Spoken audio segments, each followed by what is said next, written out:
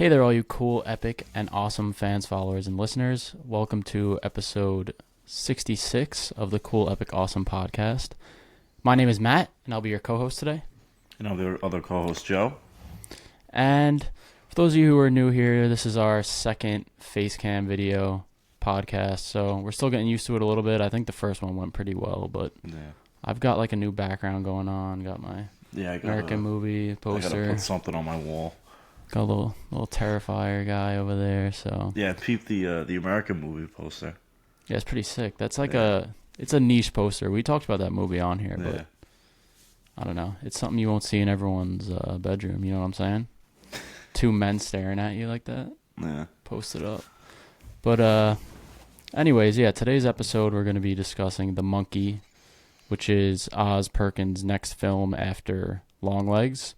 It's pretty good. We got to see it early. It doesn't actually come out until next week, which is pretty cool. And then, yeah, Cap 4 came out. Captain America Brave New World.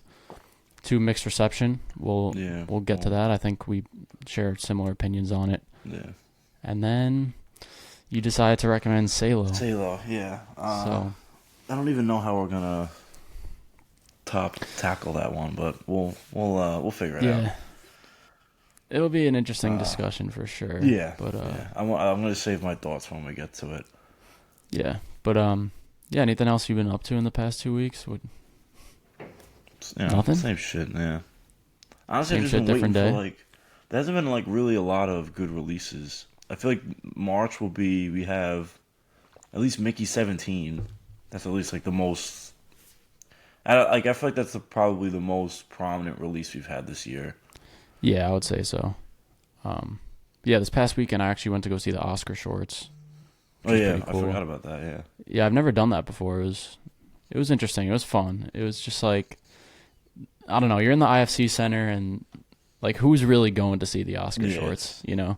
Yeah. So it's a bunch of dorks as always. Anytime we go to like the early screenings and stuff, it's always a bunch of dorks. But it's just funny because a lot of them, like, nothing funny would happen, and there's someone hysterical laughing in the crowd. You know.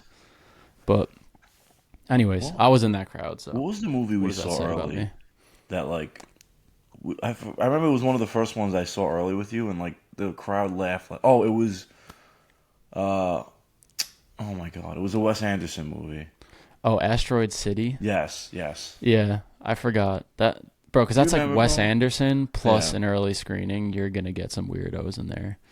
But it was good, but like I just remember people would laugh at literally every single scene. People were laughing at, and I was like, all right, like, relax. It's the cinephiles, man. Yeah, that's us though. We're not better than them. We're not. Nah, I'm not saying I'm better than them. I know. I'm kidding. I was the one who brought it up. So, but all right. Anyways, I guess to start off, we could talk about The Monkey. So let me read a little synopsis here. It's actually based on a short story by Stephen King. So, when twin brothers find a mysterious wind-up monkey, a series of outrageous deaths tear their family apart. 25 years later, the monkey begins a new killing spree, forcing the estranged brothers to confront the cursed toy. So, as I mentioned earlier, this is Oz Perkins' follow-up to Longlegs. So, Longlegs was kind of a surprise hit, I guess. I wasn't too familiar with Oz Perkins before, but I loved Longlegs. It was great. I loved his style, the way he directed, and just like how dark and scary that film was. This movie is kind of a complete 180 on that, in my opinion. Which, it's not to the fault of the movie, but more to the fault of, I guess, like, my expectations. What did you think of it, Joe? I really enjoyed it, honestly. But I knew it was going to be a comedy going in. I actually read the short when I was younger. I didn't remember everything about it, but I just remember it being kind of like in a not so serious stuff like a lot of his other things. But I thought he nailed the comedy aspect of it. I thought it was great. Yeah, he had a little cameo in it too. Oh yeah, he plays like the. He's like Uncle Buck or some shit, something like that. The swinger uncle or whatever. Yeah, that was funny. But it was good. I enjoyed it. I thought the kills reminded me a lot of Final Destination, in a way, with the way they just kind of, they were really creative, and I thought they did some cool things with that.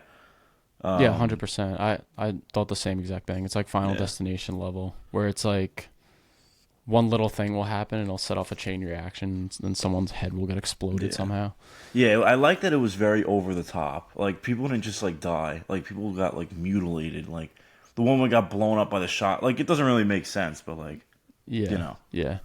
I don't know. I think I was a little disappointed overall. I still think it's good, but I just was expecting something like a bit more scary. Like I wasn't scared at all. It's pretty much a straight comedy. It's not. Maybe at the beginning it gets like a little bit sort of you're a little uneasy, but I just wasn't expecting that like straight comedy aspect. It's like a dark comedy. Yeah, I mean, there are some obviously disturbing things in it in terms of the kills and just like what happens. Yeah. One of the more disturbing kills was the mother. Played by Tatiana Maslany, who was great. Yeah, she was great in this, yeah. Yeah. But I honestly didn't know she was in it. No, I knew she was in it. I didn't know, like, her role. But also, Osgood Perkins, he has another movie coming out this year as well. Really? This year? Her, yeah. With her as the lead. It's called Keeper? Yeah, it's called Keeper. She's supposed to come out this year, and she's the lead, yeah. Yeah, I'm a big fan of hers. Obviously, she was She-Hulk in the MCU. Yeah. And also, I don't know if you've seen Stronger. It's the one with Jake Gyllenhaal. Yeah, it's like I didn't see it, but it's like he goes through some injury or something, right? He like survives the Boston Marathon bombing, basically. Oh, okay. And then she plays his girlfriend, and it's just sort of like how the relationship gets affected by him getting like a disability, basically. She's fantastic in that. That was kind of like my introduction to her. But she was great in this. Theo James as the lead was also great. Yeah, he's awesome. I love him. I mean, well, I'm sorry. Yeah, I didn't know much going in. I didn't know he was gonna have a twin in the movie. I thought that was kind of funny. No, I had a feel. I had a feeling he was gonna play the twin as well. Just like because when his brother calls him on the phone in the trailer, you could kind of hear that it's his voice. And also, he mostly does villainous roles. So I was surprised like that he was gonna be like kind of the. Not that he's like the hero in this, but you know what I mean, like kind of the good guy. I would like to see him in more. Honestly, I know he's in X-Men '97, right? Yeah, he's honestly he's more known for his voice acting. He's from X-Men '97. He also he's in the Castlevania show, I believe, on Netflix that a lot of people like. But yeah, he's great. I love him. I think he's a really good actor, and it's cool to finally see him like in kind of a major role. Yeah, for sure. But yeah, something, just a little interesting fact. The reason why, because usually it's like a cymbal monkey. I'm sure I was going to bring this up too, actually. Yeah. But it's a drum. He's using a drum, the monkey. And they said the reason why is because Disney owns the copyright for the cymbal monkey. Because of Toy Story 3. It's like, what the fuck, bro? That doesn't make sense. That's so random. How is there a copyright on I don't know. I get. And also, like, the short story... It's not like Disney invented the cymbal monkey for Toy Story. That's what I'm saying, yeah. I don't understand how they can have a copyright on it. Disney. Yeah. They always doing something. Some of, like, the more serious parts I think I liked. Like, I like the idea that sort of Tatiana Maslany's character brings up about how the monkey represents life in a way. And sometimes horrible things just happen and, like, people just die and it's fucked up. Yeah.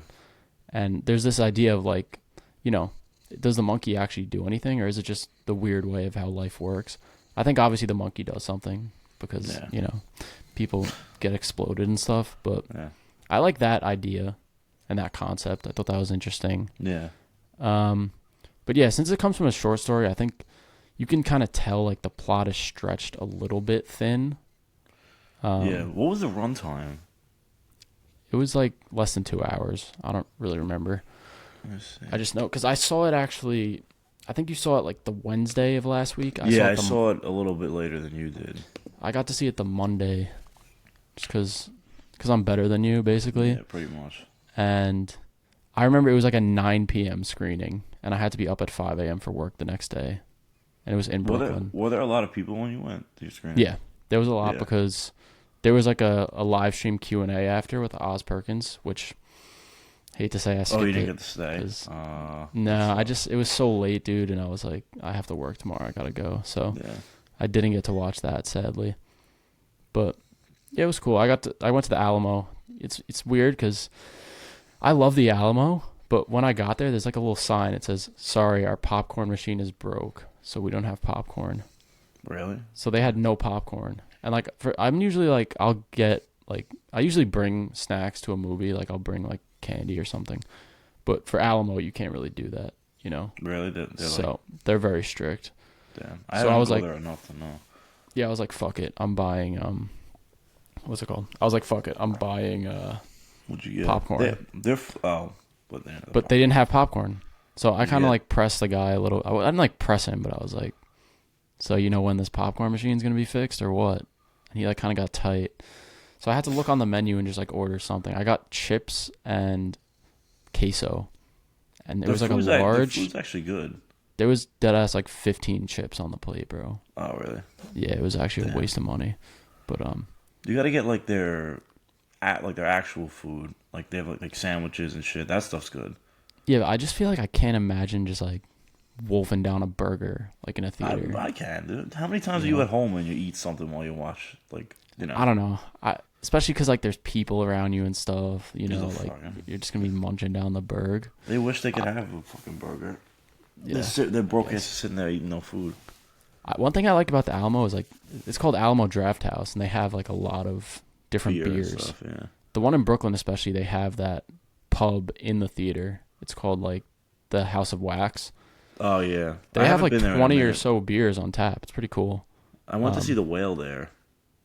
Yeah, I mean, it's a Yeah. really cool theater. One time I went to see Immaculate, the Sydney Sweeney horror yeah. from last year, and the director was there to do a Q&A, and after he just kind of like went into the bar and was hanging out because he's That's like really cool. he was kind of unknown, but still, Yeah. it was pretty cool. No, that's awesome. Yeah, But sorry, I got pretty off topic there. pretty good. But Did back you to the have, monkey. I was gonna Favorite give a scene? Favorite scene, yeah.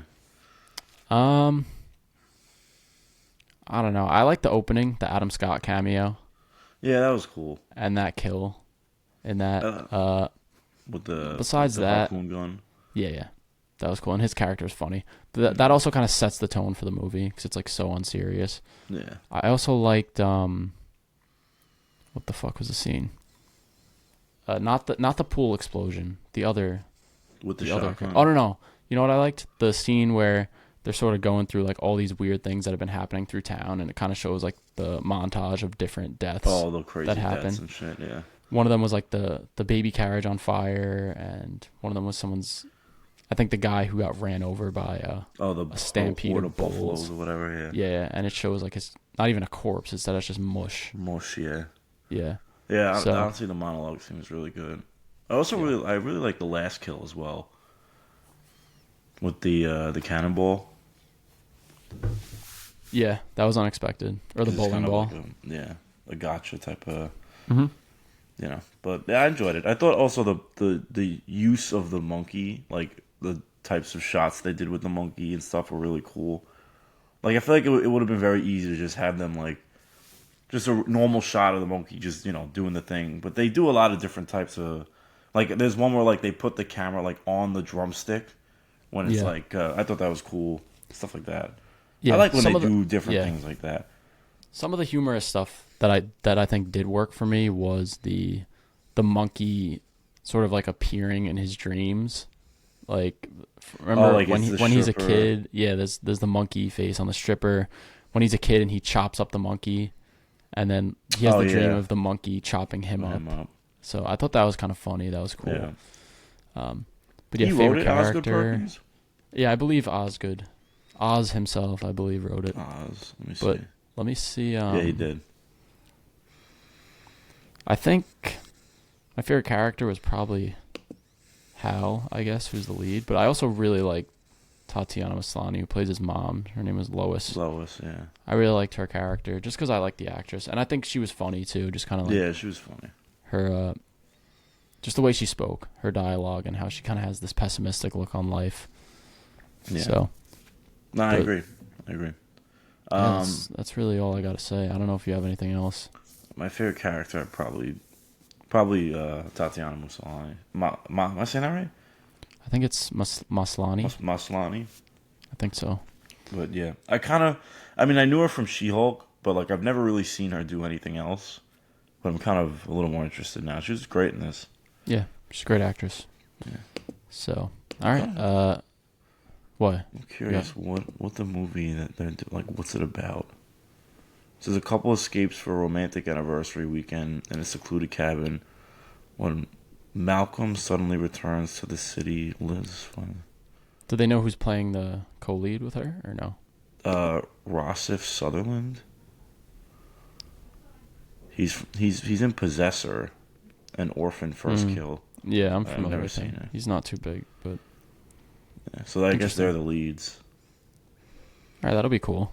Yeah, 'Cause, but I mean, that's kind of crazy that he's gotten two. Yeah, I mean, and I I was guess- also thinking like Longlegs didn't come out too long ago. Yeah, And he's no, done, he's gonna have 3 you know. releases in the span of what, a year, 2 years? Yeah, like less than 2 years. Yeah, So and all good for on you, like Oz. pretty, Good stuff. pretty. These don't look like super expensive movies either. Nah, I don't know what the budget of the monkey was, but it couldn't have been too much. Seems like they Nah. spent a lot on advertising. I saw you saw that giant monkey that I yeah. posted. They when I went to go see Cap in Lincoln Center, they had that one too. Was it, But it like wasn't- down at the front or no? Yeah, the front one. Yeah, but it wasn't doing the thing, which kind of sucked. But That sucks. But yeah, I guess you want to get to ratings. yeah. So I gave it 3.5. So a 7 out of 10. It's very funny. I think it does everything that it's supposed to do well. But there's nothing really that like puts it over the top to make me feel like, oh wow, this is like, like a 4-star thing. Like it's good. It's really good. I enjoy it for what it is. But I feel like there's nothing really kind of putting it up like a higher tier for me. I don't know if you agree. Yeah, I agree. I initially gave it a 3.5, but I think thinking on it, I'm gonna bump it down to a 3-star, 6 out of 10. I just like it's not what I expected at all, and I know I can't really fault the movie for that, but I wanted something a little bit more scary.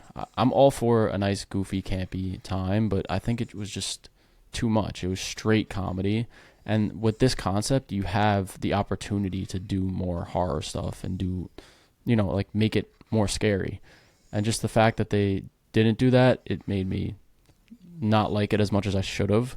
Yeah. But I still think it's good. I think it's a fun time in the theater. You can get enjoyment out of it. You're going to see cool deaths and whatnot. So, yeah, I'm fine with 3 stars for it. Honestly, yeah, this is a fun watch. Like I don't want people to think it's like a bad movie. It is good. It's just not like, I don't know, elite, I guess. I don't know the proper term. Yeah, I don't know. Sorry if you guys just heard that. My Google Teams thing just went off for work, so let me mute that. Yeah, sorry guys, he has a job. Yeah, sadly this cannot be my only job, I wish. But all right, let's talk about Cap 4. So Yeah. Captain America Brave New World. The synopsis. So, yeah, this is the thing will load. Hold on, bear with me.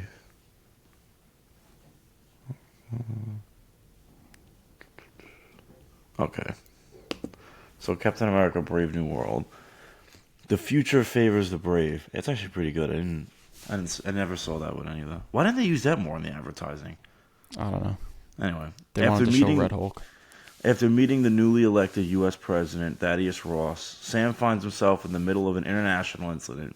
He must discover the reason behind a nefarious global plot before the true mastermind has the entire world seeing red. Alright, so I think this is okay. It's definitely not, I think it's 51% on Rotten Tomatoes right now, and probably a 2 point, if I had to guess, like 2.5. Oh, it's 2.6 right now on Letterboxd. It's okay. It's just there's nothing really that like sticks out to me about this movie. It's just very generic MCU. The script is very much a lot of just proposition and explaining to the audience what's going on. I don't know. It's just very forgettable for me. And it stinks because I really do love Anthony Mackie as Captain America. Like, I think he's a good Cap. And I'm excited. I think he's a great actor, too, and he's really passionate with the fans. But this script, they don't really do him... The script and the story itself, I feel like, don't do him justice. Yeah, I agree. I think the main issue is script issues. Yeah. I think it has pretty great performances. Anthony Mackie's great. I agree with you. I think he's a good Cap. Harrison Ford was a standout to me. I really loved his performance as Thunderbolt Ross. And he really bought into it. like he was really acting his ass off, and like Yeah. it's strange because he always, I mean, Yeah, he like, hates on Star Wars. Star Wars. Obviously, we kind of joke. He has that interview like when they do Star Wars press, interviewers always ask him like, oh, do you think Han Solo was a Force ghost in this scene, or like was he in the mind of Kylo Ren? And Harrison Ford's just like, I don't give a fuck, like just he like doesn't care. Yeah, so it's fun. For some reason, for this and Indiana Jones, he just has like so much passion for. Yeah, I don't know why. Yeah, It's just funny though. It was cool to see him, do a press tour, join not be, like, this. Yeah, do the miserable. press tour, join this world, be an insane character. Like he's a giant Red Hulk. Red Hulk, you know, yeah. it's kind of funny. But yeah, speaking of Red Hulk, I was very disappointed in what we got to see in the movie because every single scene of Red Hulk was in the trailer. Forget about every single scene with Red Hulk. Every single scene, I'm pretty sure, besides the exception of one, which we'll probably talk about in a little bit, was in the trailer. I'm not even kidding. Yeah. There's not one surprise scene, besides one scene that they kept kind of a secret. That is just I've seen the whole movie. I feel like I walked out of the theater. I was like, what did I really see that was new? I feel like I watched the entire movie through the trailers, and you know everything that's gonna happen. You just don't know why or when it's gonna happen. Like that Thaddeus Ross is gonna turn into Red Hulk. You know that there's gonna be a giant battle and at the Celeste. What is it? They call it Yeah, Celeste. Tiamat, whatever. the Tiamat. Celestial. You know that like a lot of things are revealed in the trailer. Like honestly, they shouldn't have even revealed that they had Red Hulk in the thing. But I understand. Yeah, Honestly, it's not even. Let me backtrack. It's not even that. It's not even the fact that they included the Red Hulk in the marketing. It's the amount that they include him. Because I'm sure. Actually, you should have asked Dad this. Because, like you say all the time, our dad's a pretty good gauge for like the general audience. Based off the trailers he's seen, he probably thought Red Hulk was going to be in it like a majority of the film.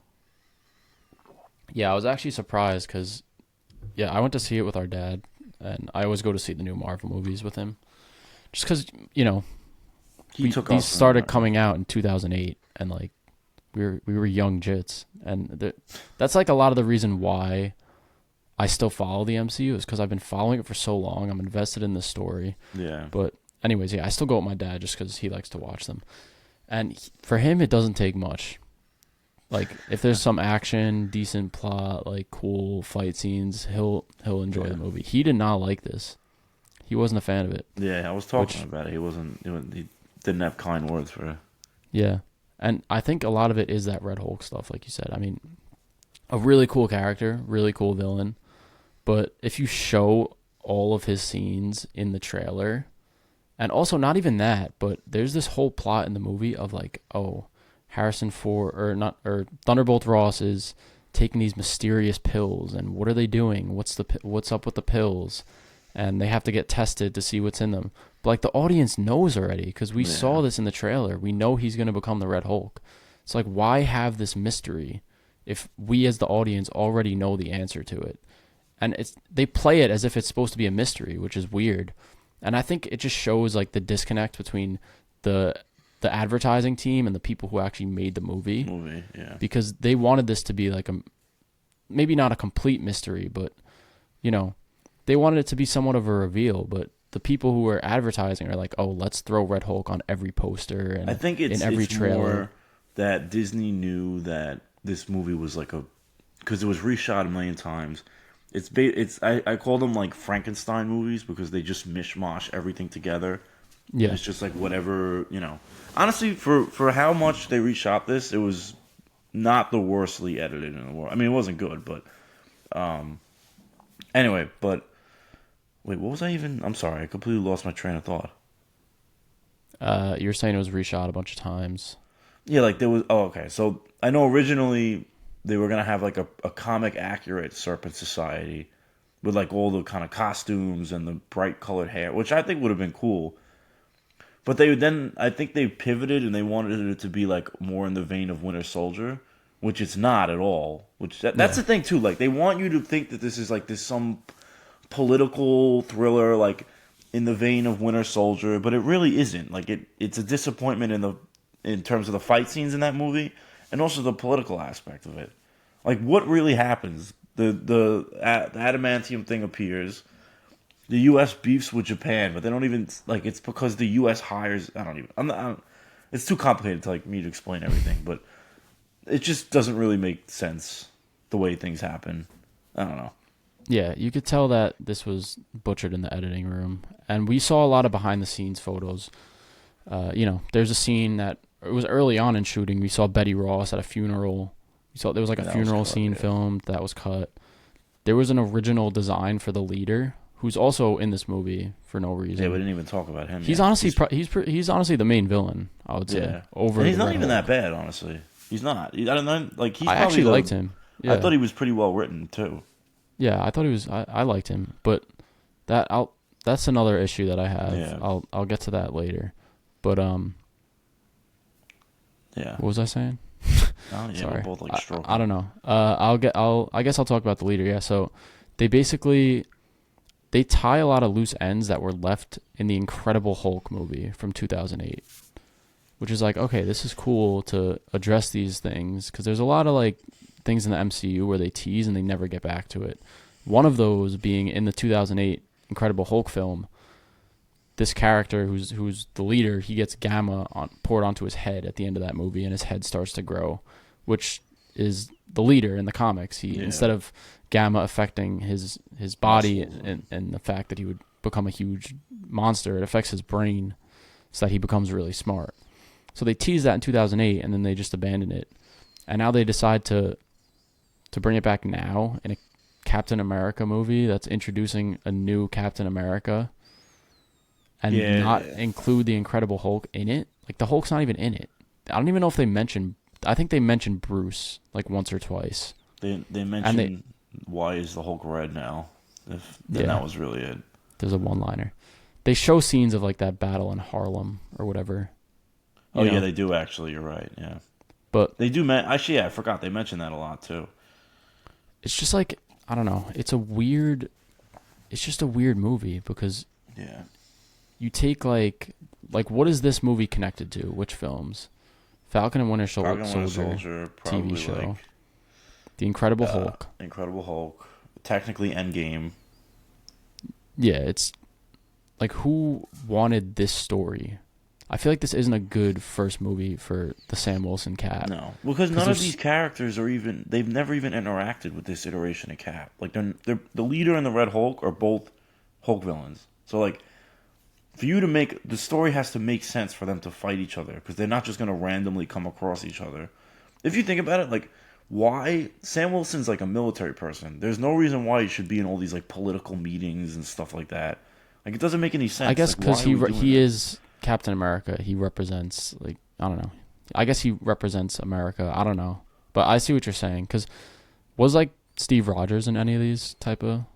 Was he involved with like the president? Stuff. Not that I remember, no. In Civil War is like the most that he did. Yeah. Also, I forgot to say, Isaiah Bradley is fantastic in this too. We didn't even mention him. Yeah, he was great. He was great. That plot I was actually interested in, like about them trying to get him back out of jail. That was like the only kind of like, all right, they're doing something kind of, Yeah, because you really feel bad for him. Especially if you watch the show, yeah. I actually really like Falcon and the Winter Soldier. I think it's one of the best MCU projects. But I'm not the biggest fan of it, but he's one of the things I did enjoy from it. And also, I don't know why they didn't have Isaiah Bradley's grandson in it. Yeah, that even just to toss him in for a little because he's a young Avenger in the comics. And also, he's a Captain America character. Yeah, like I don't know. I mean, it's just weird because I complain because I'm always like, oh, why don't they connect stuff more in the MCU? But now they do actually do a real like interconnected movie. But the movie that it's connected to is like a 2008 sort of failed Hulk movie with like a different actor playing Hulk. Yeah. Just like, why address that stuff now and why have it front and center in this new Captain America movie where like we're supposed to be buying into, okay, there's a new Captain America, it's Sam Wilson. And like you have all this extra shit in there that just kind of like distracts from everything. Sorry, my team's going off. I don't know. And also one thing too I wanted to talk about is that because they make a big point about this in the movie about how like he doesn't take the serum, like he's a regular man and everything like that. But like, is he really a regular man? He's flying around Wakandan fucking vibranium. I don't know, like all the stuff he does in this, all the fight scenes and everything, like he's plowing through people. He's pretty like advanced. He's not just a normal guy walking around. Yeah. Like what could he do now? Because like realistically, even if he took the serum, the Hulk would still like wash him. It's not like, you know what I mean? Yeah. The only reason why he stands a chance is he basically like can fly destroys around him. Well, yeah, he destroys him with the vibranium blast. Yeah. In terms of like actual combat, he couldn't do anything against him. No. Which I think also that's a reason why I think the fight scenes aren't as good as they should be, is because like he doesn't have superpowers. So it's just a guy. That I disagree with, because all the good fight scenes in Cap aren't good because he has superpowers. I mean, that's true, but sometimes it's cool to just see Cap just like kick someone and they go flying. No, I know, but like for an example, probably arguably one of the best fight scenes in the MCU is that like the reveal of the Winter Soldier, that fight scene. Like I'm really sorry, dude. I don't know how to fucking mute this. No, you're good. Is it coming through? Yeah, but it's not a big deal. It's like a little. All right. Don't worry. That's a good fight scene, but it's not because they both have superpowers. Like it just looks like it's a well choreographed fight. Yeah, that's why That's a fair point. Like, that's a fair point. The movie shines when they're letting this Captain America, like the battle in the sky, like that's perfect. That's probably my favorite scene in the movie because he's obviously good at that stuff because he was Falcon before this. So those scenes are really great, and him using all the Wakandan technology, blowing up the missiles, like that was sick. But yeah, I think from that scene at Tiamat Island until the end, I think is really good. I like the Red Hulk fight scene. Yeah. I like him flying around, like using his shield in the air, destroying missiles, and him also like saving the pilots. That's a very Captain America thing. Yeah. But a lot of it is just shown in the trailer already, so you're just kind of like rewatching stuff stuff you've already seen on the big screen. It's still cool, but there's nothing new there. So yeah. And then, I don't know. What else can we talk about? We also get probably the worst post-credit scene I think I've ever seen. Not in terms of the characters or who's involved. It's just like, basically, so spoiler alert, the thinker, that's his name, leader, right? The leader and Harrison Ford are now both in the raft in wherever that is. And basically, for some reason, Mackie goes to visit the leader, and the leader's like, oh, like, what did he say? Something to the effect of like, you can't. What's gonna happen when like you have to not just save your world, you have to save other worlds too. Yeah, he was like, all right, dude. He's like, all you heroes, you can defend this world, but what happens when you have to defend against the others from other worlds? Like I could see it in my probabilities that they're coming. It's like very like, but also like, bro, we already know this. Yeah, it's like you're telling the audience. Year 5 or 6 of the multiverse saga. Yeah, it's like he's telling people there's a multiverse, there's multiple planets with like heroes. We already know this. Like, why are you telling us this? They could have somehow, it would have been a good post-credit scene because it would have related to the movie and tied into where we're going to see Sam next. I don't know, maybe him starting to recruit the Avengers. Yeah, that's like very similar to the end of Age of Ultron. I thought they were going to do something like that, where there's like a team-up scene with, like, maybe it would be like him, like Shang-Chi, like Shuri, Black Panther, like, so, like just some random... It doesn't even have to be that, like, extensive. It could just be him knocking on, like, Doctor Strange's door or something. Yeah. And being like, oh, I'm going to put the team back together. Like, that would have been cool, because then you're like, okay... First of all, it's a cameo, which is fun. And also, it's like, okay, this person's going to be on the team. And it's like, all right, Sam's putting together the team. We know that. Him going to the leader and the leader just being like, oh, there's other worlds. Like, okay, bro. It feels like they just were like, they told ChatGPT, give us the most, like, generic, non-revealing post-credit scene ever. I actually, like, it's just, I would have rather than been no post-credit scene, honestly. Yeah. What did you think of the leader's design? Because I liked his original one. There's an original one that like is comic accurate that actually looks good. Like they give him like a brain, but it's like I don't. It I almost like both. reminds.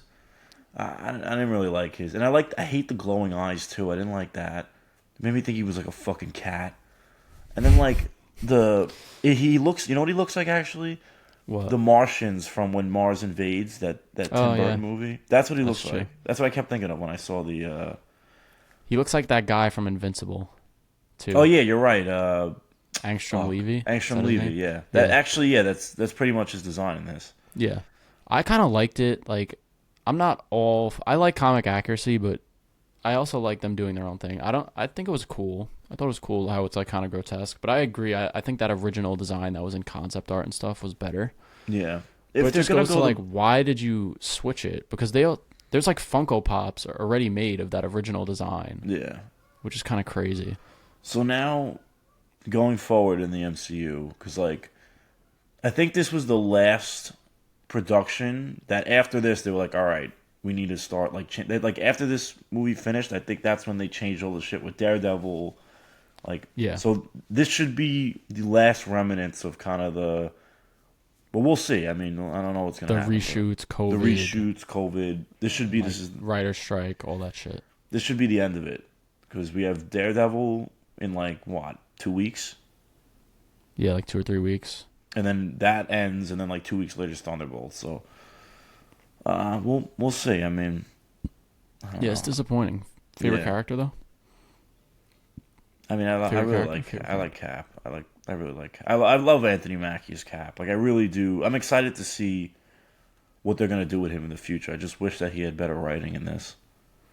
Yeah, I like Thunderbolt Ross in this. I really think Harrison Ford was a great choice to take over for William Hurt. Yeah. And I just think Red Hulk is cool, bro. I've said it before. There's just something about the Hulk but red that's just awesome. Yeah. Like there's no it's just a rule of cool thing. Like it's just cool. There's nothing, They don't it's just even the Hulk really but red. explain like. I mean, they say it's the gamma pills, but like, doesn't something else have to happen in order for the gamma radiation to cause him to? I don't know, dude. I guess I we're mean, cool. You're also right, I man. think his powers in the comics is like he Like gets heat based. Yeah. yeah, it's like the hotter he gets, the stronger he gets or something. Or like I think it's like he can. The angrier he gets, the hotter he gets, or something. But there's like no like the Hulk has a limit to how. I forgot what it is. There's yeah, like the it's way something their like powers that. But I don't think they didn't like They don't really really try. die. There's like hints Yeah. at it because like when he's like transforming and he touches the ground, like It like burns. the burns and stuff. Yeah. But Do you think we'll see him again? I don't know. Not to be like morbid, but dude, Harrison Ford's old, man. Yeah, but they can just have him appear as Rolk, just like not Post him mortem actually. Rolk. Yeah. That would be insane. Yeah. Using AI to bring Rolk Rolk to the back. next phase of the MCU. That'd actually be insane. Nah, but anyway. Yeah. Wait. One thing I want to mention this about Rolk is in the comics I think he like retains his intelligence, He does, yeah. so they didn't do that in this, which I kind of disliked. Yeah. Yeah, he's able But- to like, you know. Yeah, he I'm could just pretty like sure, like, talk and He's like still a general and shit as the Red Hulk at some Yeah. points. as the Rolk. As the Hulk, yeah. We're gonna start using that now. But yeah, I don't know if you want to get to ratings now. Yeah, we could rate it. So Captain America: Brave New World, I gave 3 stars, 6 out of 10. I think people are shitting on it for good reason, but they're shitting on it a little bit too hard, in my opinion. I think it's fine. Obviously, there's issues with the script, but it's cool. You got Red Hulk. There's good action here and there. I think like the last 30 minutes is really great. So Yeah. yeah, it's just fine. I don't know. I don't really know what to say about it. It's better than the Marvels. I'll say that. I think it's like on par with the Marvels, honestly. It's better than I- Ant-Man 3. Yeah. I gave it a little lower. I gave it a 2.5 out of 5, so 5 out of 10. And I pretty much share the same opinion as you. The only reason why I had to bump it down, because initially I did have a 3, was just because I've seen everything is in the marketing already. I've seen the entire movie before I even stepped in the theater. So for me, that kind of I had to bump it down a little bit for that. That's fair enough. Yeah. So But yeah, actually, I yeah, I hope was we see- gonna, let me mention this now. I forgot because now the next time we're gonna see him, most likely, because I don't think he'll show up in Thunderbolts. is Avengers. But like, how do we feel? I mean, I think that. Well, I'll ask you the question first. How do you feel about him being like the leader of the Avengers now, coming out of this movie? In terms of like him as a character and what I personally think, I think he would be a good choice to lead the team. However, I think they might pivot because of how poorly received this movie was. And as you know, apparently recently they just delayed the filming of the next Avengers movie because the script isn't ready. So I think they might pivot and not make him the leader because I think people just don't connect with the character. I think who is going to lead? I can't even say Captain Marvel because people don't fuck with her either. She's not even. She's like off Earth, right? She's not even. Yeah, but I'm assuming she's gonna be in the next Avengers. I mean, I would say Doctor Strange, but he's also Benedict Cumberbatch didn't even know he was in the fucking movie like 2 weeks ago, so I don't think it could be him. I don't know, dude. I think he would be a good leader, but in terms honestly, of like I feel audience appeal, I don't know. I feel like I do trust the Russos more with Cap in terms of the character. I know it's a different iteration of Cap, but I feel like they will, especially like in terms of like the fight stuff and things like that. I just feel like they're better at portraying Captain America. Yeah, I'd agree with that. So, I mean, you know me, I'm not a big fan of the Russos. However, it's one of those things. Like in terms of comic book stuff, it's a little bit different. But I think on their own, they're not the best filmmakers. But yeah, it's a fair point. But we'll see. I'm still excited for the movie. So yeah. Oh wait, actually, did we even wait? What's it called? I had one more thing to say. Oh yeah, I think it's weird. Did you think this is weird? So there's like I don't think in the MCU before have they ever referred to him as Thunderbolt Ross? Or no? I think they have. Not like people have not like other superheroes have called him Thunderbolt Ross, I think, but not like all. They do it a lot more in this. Usually it's just Thaddeus. In Ross. this, they're like, oh, there's a reason why he has that nickname, Thunderbolt. Like they specifically say it, and then there's also like the movie called The Thunderbolts coming out in like a couple months, but there's no connection between them. So it's just like weird that they would like. Well, I think I don't know. Excuse me. I think that by the time Thunderbolts comes out, it's going to be called Avengers. What do you mean? Because you know how there's the asterisk? It's going to be called Avengers? Yeah. Just Avengers? They're going to be... Or something like... Because like, they're not going to do...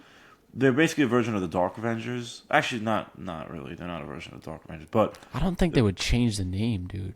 I don't know. I don't know, man. The Thunderbolts with an asterisk on it just is like... by the end of the movie, I feel like they're going to be like... considered the Avengers to the public. Maybe. I mean, maybe like the ending title card will change, but I don't think the actual like title of the movie will change. Like when you go to see it in a theater, it won't be like, oh, buy tickets to Avengers. Yeah. Did you see when I went to go see it in Staten Island, they had the giant like Wheaties box? Yeah. That was pretty cool. Good, yeah. It looks honestly it looks a lot more. I know very little about it compared to Captain America, where like I knew the whole like I have no idea how Thunderbolt's gonna go. Yeah, and I'm definitely looking forward to that more than I was this. But yeah, I guess that's a good way to segue into our movie news. Yeah, movie news, our favorite segment. Let's see. Yeah, I'm thinking we might have to, and you guys could let us know if you'd be interested in this. I feel like we're running out of top 10s. Maybe we could start doing some sort of like film trivia or like mini game or like guess the movie or something. And then just like clip farm it for TikTok because like I know those videos do well. Do you ever see those? Yeah. Where they're like, oh, guess the movie, and then like the audience also is guessing at the same time. So maybe we'll see if you guys think that could be cool. Maybe we could do that. Yeah. But anyways, yeah, we guessed the movie news. So you want to talk about the first thing? Yeah. So we got this came actually I think the day before we recorded the last episode. This is a little bit later, but the first Jurassic World Rebirth trailer came out, and I'm happy to report it looks like an actual movie and not a gray piece of slop. They finally discovered they can color the dinosaurs, which is a fascinating thing. Like, I'm honestly really excited about this. It looks really promising. The plot looks very simple, which I like. There's no fucking mutant bugs that are eating only certain types of crop or any shit like that. It looks like they have to go there to get DNA, and like I'm sure there's gonna be some other alternative motive, but like I don't think it's gonna be anything insane. Yeah, it looks good. It looks fun, and it's interesting because out of the 3 movies releasing in July, Jurassic World, Superman, and Fantastic Four, this one had the least time in production. They announced it, and it was like filmed within 6 months or something. And it honestly, it looks great. Yeah, it looks great. It looks better than the trailer looked better than Superman's trailer, I think. Fantastic Four had a great trailer, so I don't know about that one, but it's honestly they're all good. I don't know. It's close. I think I like out of the 3. What would you rank the 3? I think I would say Fantastic Four is the best, and then this, and then Superman.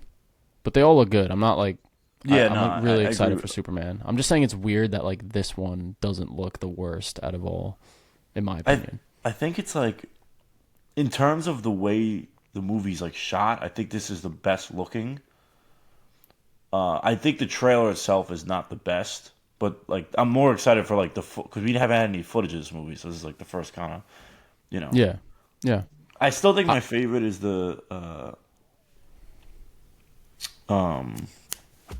what you call it, the Superman trailer. But they're all, like you said, all 3 of them are great. Yeah. But I'm excited because I like Scarlett Johansson a lot. Jonathan Bailey. Well, that's an understatement. She's one of like my favorite actresses ever.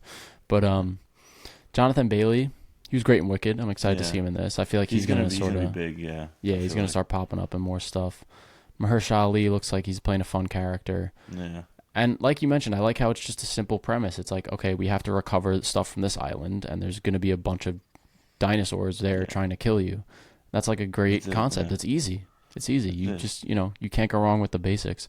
I also love how they're doing that mutant monster dinosaur thing. It looks really cool, too. It's apparently supposed to be, the design is based on a mix of a T-Rex, a Rancor from Star Wars, and a Xenomorph from Aliens. I feel like who's directing this? It's Garth Edwards, right? Yeah, Gareth Edwards. I remember him mentioning with Rogue One, like he really wanted to put a Rancor in it, but like they just couldn't find the way to do it. So I feel like he just was like, "Fuck it, I'm putting it in Jurassic World."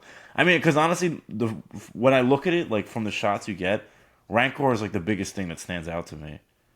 Yeah, definitely. I don't know if you could tell. It has like 6 arms. There's like the little. I didn't see that actually. It. You know, let me actually, since I could do this. Yeah, see if you could pull up a. Let me pull up a flick.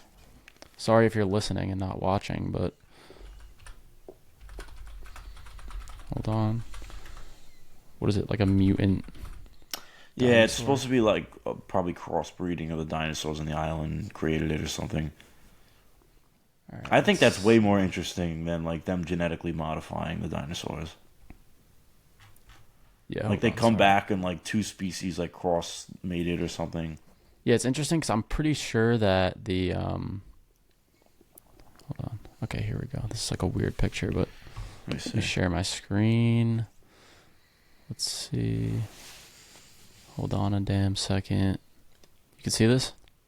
See how it has like, you see my cursor? See how there's like arms hanging off here? I think it has a couple arms. It's a very cool looking thing. You think it's gonna have like a retractable mouth? That would be the xenomorph, because what in it really says like xenomorph?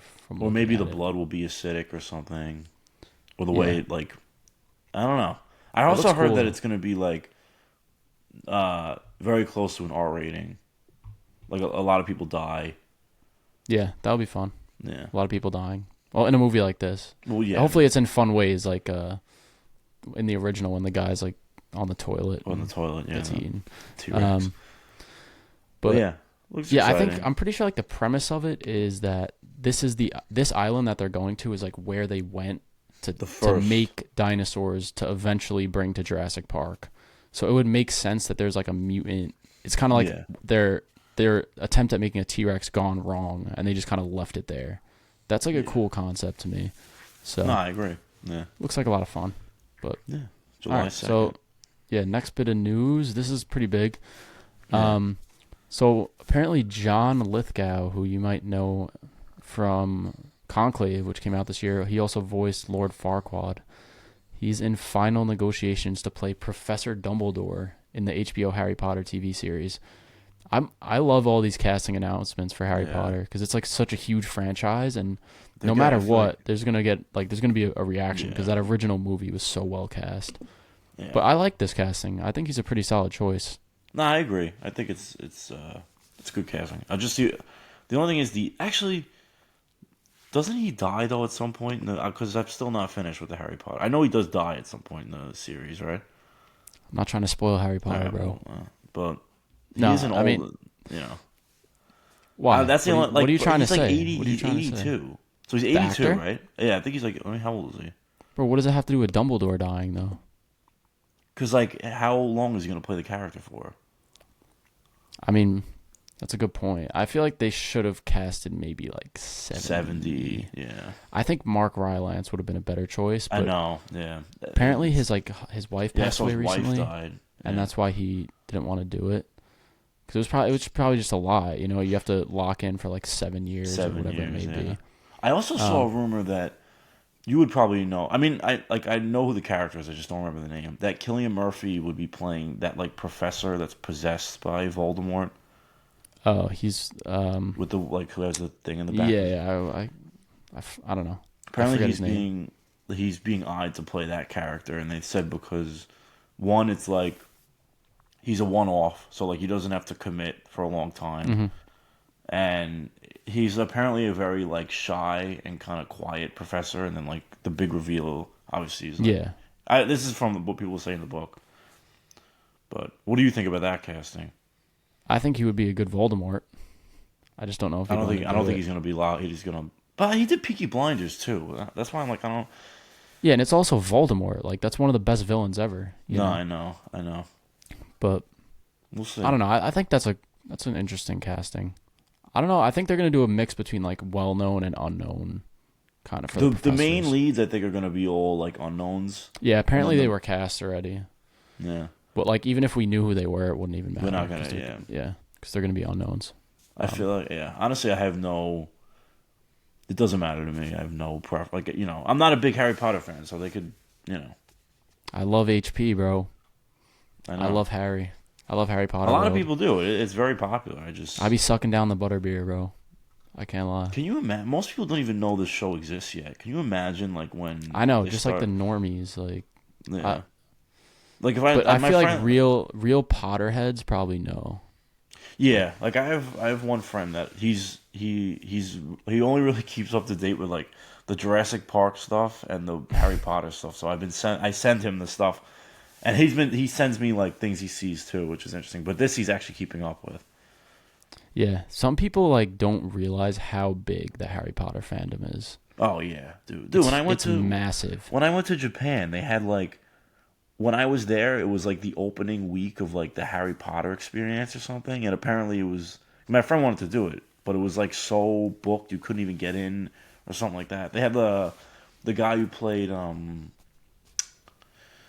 my god, he was on The Flash too. He kind of.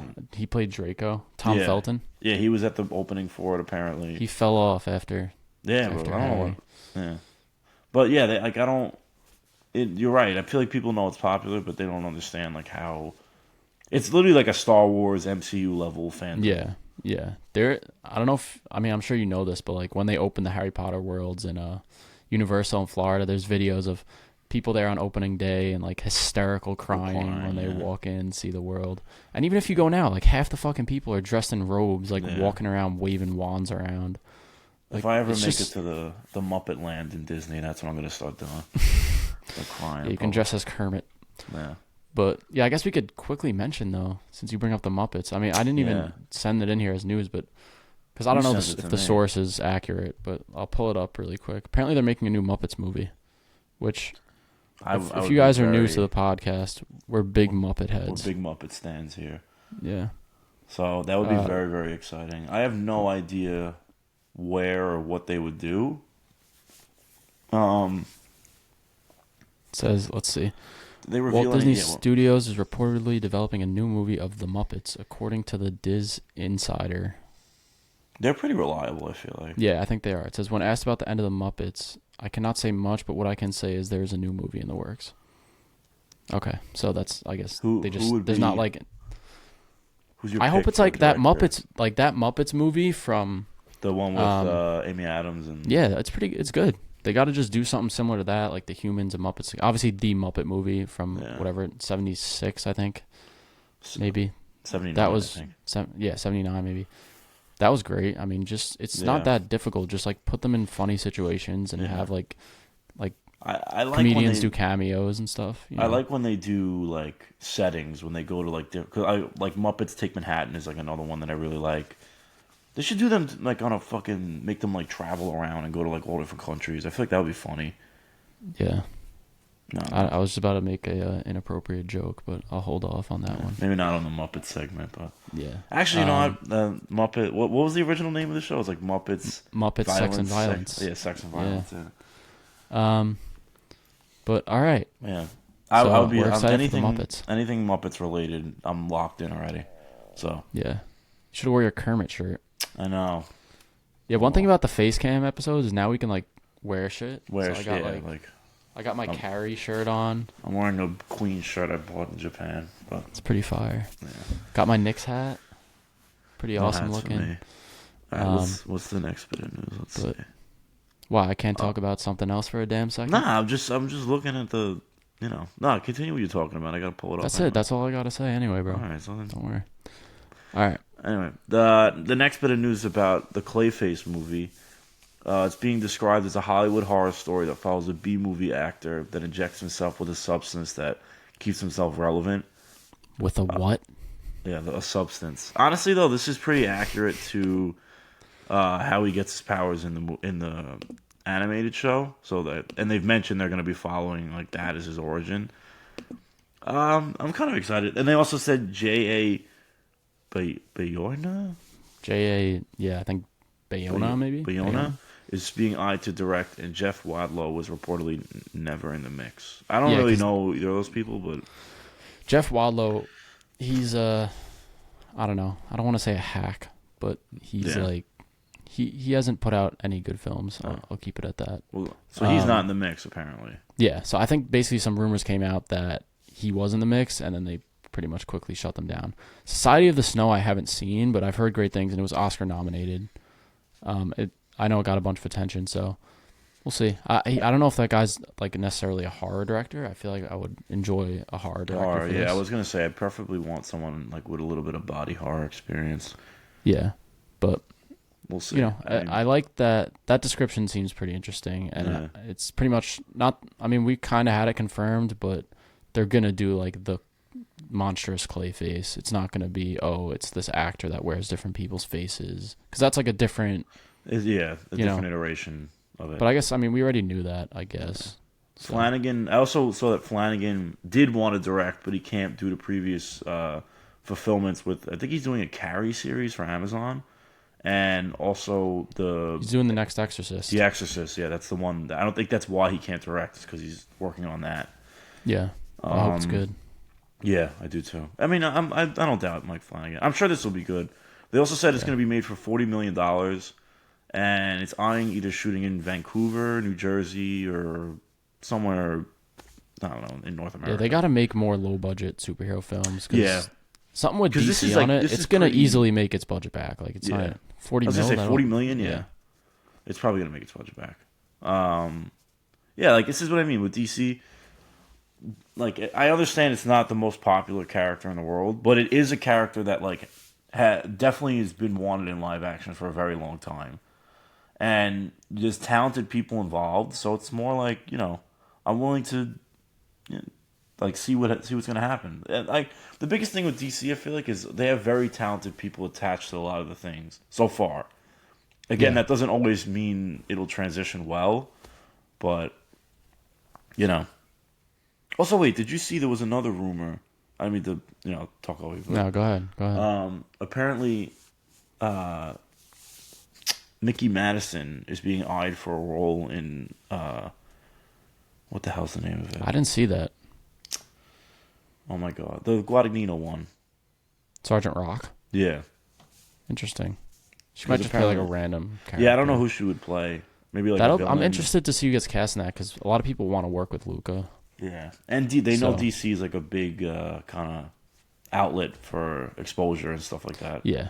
I think she would be a good Harley Quinn. I doubt they would put that in So, Sergeant Rock. no, I don't even. It would. If I feel like the only characters you could really connect to are like probably Wonder Woman, Maybe. maybe I mean, I don't think she with the would. war. So, but I I don't don't. think Is she he would like be a Wonder World Woman. War II guy or is he like a Vietnam War guy? I don't know, bro. I don't even know. Creature Commandos, he was in for a bit, but I don't think it's really. I think it's World War Two. World War Two. Oh It's yeah, like because he Nazis. fights Nazis. Yeah, you're Yeah. right. But all right, let's move on. The next thing is it's pretty big. I mean, it's not, but it kind of is. That's Yeah. what. Never mind. Anyways, No, it is. It is big. Okay. First look at Matt Damon and Christopher Nolan's The Odyssey. Sorry. You good? Yeah, no, I'm dropping. So he's got this big ass like thing on his head. Let me show this really quick. Yeah, honestly, it looks like I feel like it looked a little goofy. I just didn't expect him to have the massive helmet on. Yeah, there he is. But- See him?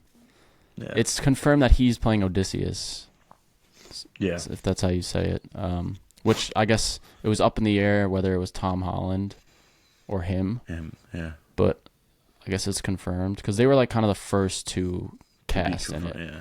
So They also confirmed Mia Goth is in the cast as well. yeah, that's gonna be awesome. Yeah, I love Mia Goth, but I saw that she Yeah, might not I have a don't- speaking role though. I didn't see any of that. Yeah, but we'll see. Anyways, yeah. So based on this flick, I mean, we don't know much. We're gonna be seeing this picture for the next like 10 12 months, months. Until there's a trailer. It's gonna be like the next whale picture, Yeah, or the Killers of the Flower Moon one. And yeah, I don't know. It looks fine. It's You can't really such tell an much from it. interesting thing, this movie, because it's one of arguably the greatest pieces of literature ever written, and Universal is giving one of the greatest directors ever, arguably, a blank check to make this movie. Like, how Yeah. often does that happen in Hollywood? It's crazy. Yeah. I mean, it's got an all-star cast, obviously. Did you see the thing I sent you about? There was an article that they're gonna film a scene with a Cyclops in like a cave in Sicily. They're gonna build like a 6 meter tall animatronic Cyclops for inside the cave for the scene. It's just like, Yeah. It's interesting though, because this is one of those rare cases where like you have, I don't want to say art house, because Nolan's definitely not art house, but he's like a high art kind of yeah, director. He makes film. He makes real cinema. yeah, But his movies make a ton of money too. yeah. Like Oppenheimer made $1 billion, right? I made like 800 million, but it was one of the highest grossing R-rated movies ever. Yeah. So like, And it was if like you're a studio, fucking- that's yeah. like that is a dream come true, because you're willing to spend a lot of money and you're gonna get a great product, and it's also gonna make money for Yeah. you. So One of yeah, ours you're right. It fumbled is them. crazy. This has the opportunity to be like one of The best, the greatest ever. movies. Yeah, no, it's yeah, it's crazy. You're right. I Yeah, don't so- know another way to describe it, honestly. yeah, but it's not really. I mean, it's just a picture of Matt Damon with like a helmet. No, on. I'm saying like the whole idea of this movie being made. Yeah, no, I'm just saying in terms of like the news. That's pretty much it. So- Yeah, they had a couple other casting confirmed. Yeah, you want to talk about the next thing? Yeah. It's not really even news. It's just kind of like rumors. I know you want to talk about. So we got kind of our first rumors about the X-Men cast for the new MCU X-Men. I think they said they're gonna eye filming in 2026, so we should be getting a director sometime soon. I'd say in the next like couple months. But so the rumored casting right now are Sadie Sink for Jean Grey, Harris Dickinson for Scott Summers, Julia Butters for Kitty Pryde, and Margaret Qualley for Rogue, and also Hunter Schafer for Mystique. Honestly, all those castings are pretty good. I can't lie. If they got all those people, that would be fantastic. But I don't really think they're gonna be able to nail down that many like talented actors. Not that the MCU's like, you know, I'm not familiar with Julia Butters. Yeah, that's the only one I don't really know. Apparently she is Jewish, and that's like kind of the like Kitty Pryde's a Jewish character, so that's good. But other than that, I really don't know too much. Yeah, I know when Margaret we did Qualley is- our well, when we did our fan casting, I actually had Margaret Qualley as Rogue. yeah, that's an interesting cool. one to me. Yeah, I love Yeah. Margaret Qualley. I still would love. I think Kiki Palmer would be great, but this is also would be another really good casting. Yeah, I think Sadie Sink as Jean Grey. I love Sadie Sink. When we did our fan casting, I mentioned her as like a candidate, but I just don't think she would be a good Jean. Like the only reason why is because she has orange hair. Like that's dead ass. But she's a good actress. She's good, but I think she's like a little bit young. So I mean, by the time it comes out, it wouldn't even matter. I guess. I feel like the thing is with that, because I don't know how old is she in real life. I think she's like 22, and I'm pretty sure Harris Dickinson, who is apparently rumored whatever for Cyclops, he's like 29 or 28, and they're supposed to be like a couple. And like Wolverine is supposed to be like in that love triangle too. Like imagine they have like a 50-something-year-old Wolverine. It's like, you know what I mean? Like, I don't think they're gonna. I mean, I don't think they'll do a Hugh love triangle Wolverine. No, not with Hugh, but they're gonna do their own Wolverine. Yeah, but he'll be young probably. I don't think they'll do an old one. He's gonna be like, nah, because he's supposed to be old. He's like born in like the 1800s. Yeah, I mean, yeah, but at that point he'll be like 300 years old or like 200 years old. So, but in terms of like the actor. I think they'll go with someone in there. I feel 20s. like they're gonna go older with like Wolverine and like not older like 30s, 40s as opposed to like 20s, and then maybe they might go a little older with Storm because like those are more like the leadership kind of characters. Yeah, like I can't picture a young Storm for some reason. I just always like there is one in like X-Men Apocalypse and stuff. She's not. Oh yeah, you're right. Actually, yeah, but the actress is good. I like the actress, but like. The character's not like memorable, especially compared to Halle Berry. I also saw something that Javier Bardem might be eyed for Mr. Sinister, which I think would be pretty good. I could see that. Yeah. We'll see. I don't. This will probably be the first post Secret Wars movie, so it'll be interesting how the new MCU will look. I also don't understand how they're gonna do, because a big thing with the mutants is like. They're like obviously an allegory for like civil rights issues and things like that, but like superheroes have existed for years in the MCU and no one has a problem with it. So like, why all of a sudden is everyone just gonna be like, "Yo, fuck these people"? They're dangerous. You know what I mean? I feel like that's always been like a problem with the X-Men in general. Is like the Marvel Comics universe. There's a ton of heroes that have like these abilities, and everyone loves them. But for some reason, if you were born with that ability instead of like given it, they're just hated. Hate you, yeah. Like, it doesn't make any sense. Yeah. I mean, it's... I know it's for a purpose of, like, telling the story and, you know, having, like, real-life relations. Relations, yeah. But... In terms of, like, superheroes with, like, I guess, with, like, a deeper kind of... Not just, like, a surface-level story, I feel like X-Men are pretty... A lot of the stories and things that happen... Like, X-Men 97, I don't know if you... I don't want to spoil it, but something kind of insane happens in it. That's like pretty. Don't spoil it. Right. I'll watch it at some point. Like actually, something I didn't think Disney would ever put in a show. Interesting. Yeah. So I'll get to that at some point. But we'll see. I mean, I love the X-Men. MCU has been kind of shaky lately. We need some mutant, we need some X gene in the MCU to get everyone excited again. Yeah. So we'll see. I mean, I don't know. That casting seems like too good to be true almost. Well, yeah, like too good to be true, but it's like so perfect for like each of their characters that it seems fake. Who do you think out of all of them is most likely to take one of these roles? I would say Margaret Qualley. I was going to say Harris Dickinson. I don't know, dude. I mean, both of them are like in Oscar-nominated movies. Like, he was in The Iron Claw, and she was in The Substance, obviously. Yeah. So, I don't know. I don't think they're above it or anything, but... No, I'm not saying that. It's just, like, I feel like it's hard to... Because, realistically, you're going to want these people to play these characters for, like, 10 to 15 years. Yeah. Like, this is going to be the kind of, like... All the X-Men movies going forward are going to be, like, kind of like the Avenger-level movies, I feel. Yeah, I definitely think post Secret Wars, this Fantastic Four are going to take like the driver's seat, and then the Avengers are just going to kind of be like a. I feel like they'll treat the Avengers like they treat the Guardians, like kind of its own thing. Yeah, like a side kind of team. Yeah, because a bunch of like a lot of their main players are gone now, and also like we've seen the Avengers so much at this point. They've had 4 movies. They're gonna have 6 movies. And the X-Men are popular, dude. Like, people love the X-Men. Yeah. The movies always do, when they were good, they did well. But, yeah.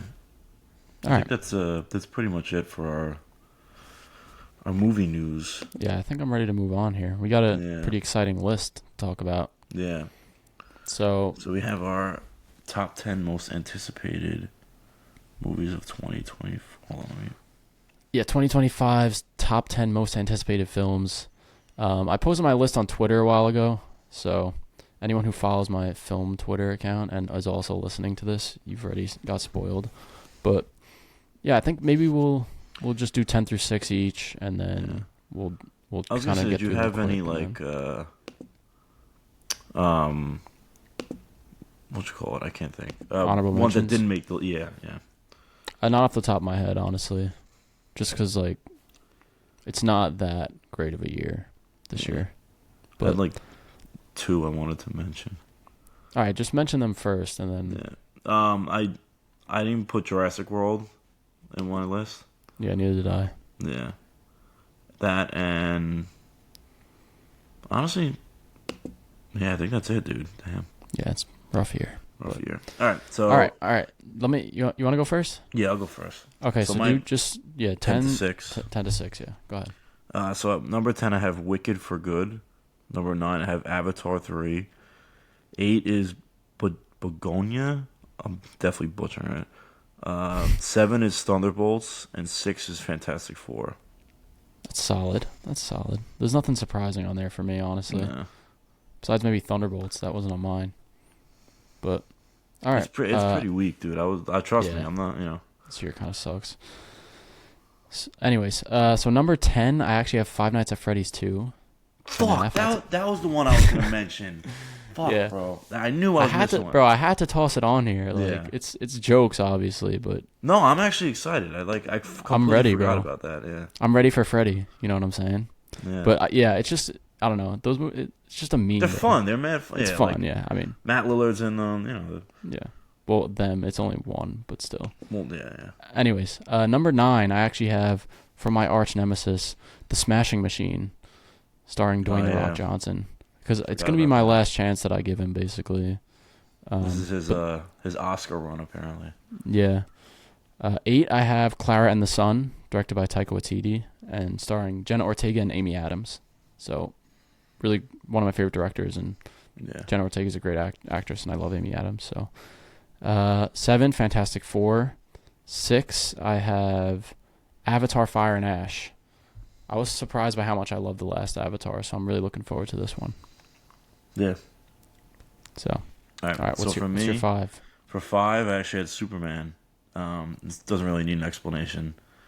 Probably I mean, we'll go back and forth with these. Yeah. All right. I mean, I don't like. It's just I grew up a Superman fan. Like, it finally feels like they're embracing the Superman mythos and everything that comes with it, like Krypto and Supergirl and the Fortress of Solitude. Like, it's exciting, and I generally have hope for the future of the DC movies, which is very rare to say. That's fair. Yeah. At 5, I also have Superman, directed by James Gunn. Really looking forward to it. Just start of a new universe. It's always exciting, and I just like how comic booky it feels. So yeah.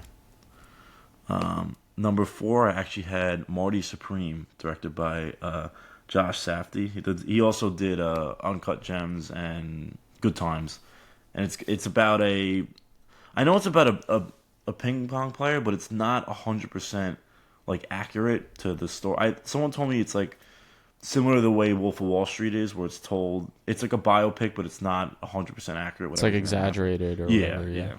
So I'm excited. It looks really promising. It's Timothy Chalamet, Gwyneth Paltrow, Tyler the Creator. So we'll see. It's nice. It didn't make my list, but yeah, I'm looking forward to it. Number 4 for me, I had Frankenstein, directed by Guillermo del Toro, which is releasing later this year on Netflix. Guillermo plus Frankenstein, it's going to be a hit. And it stars Oscar Isaac, Mia Goth, and Elordi as Frankenstein's monster, which I think is a great casting. So really looking forward to that. I feel like I saw something it's going to get at least for us, we'll get to see a limited release in New York. Yeah, that'll be exciting. Yeah. to flex on everyone else for a little bit again. Yeah. Number 3 actually is a movie coming out next week, Mickey 17. I love Robert Pattinson. A lot of talented people in that. Mark Ruffalo, Tori Collette, right?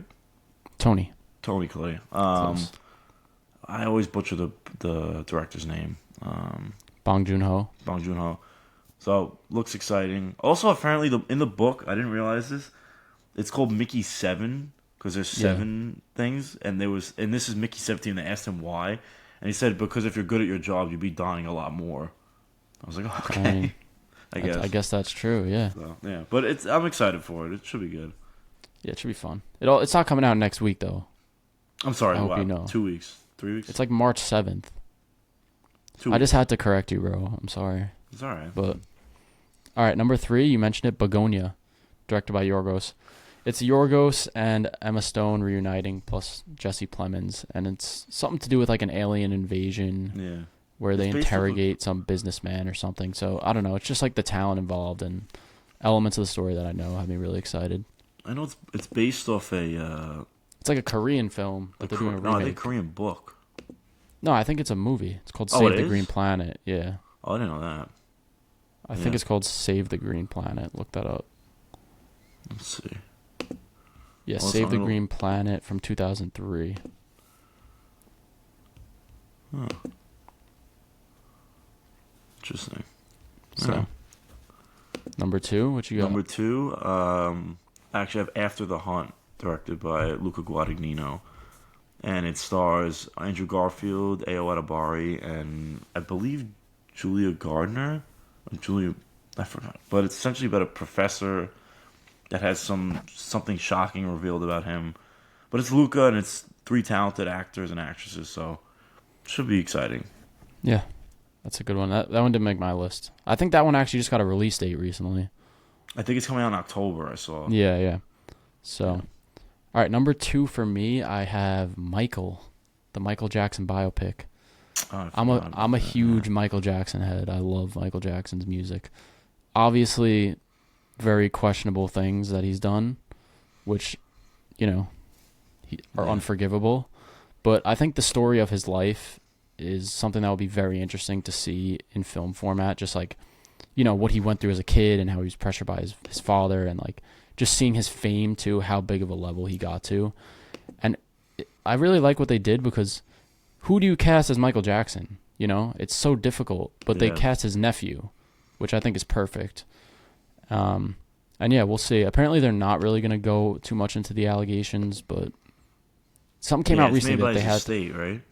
They were planning on going into the allegations, but whoever it was that came out and accused Michael Jackson of like doing whatever he did, they apparently signed some contract that said that their names could never be used in like future movies or whatnot.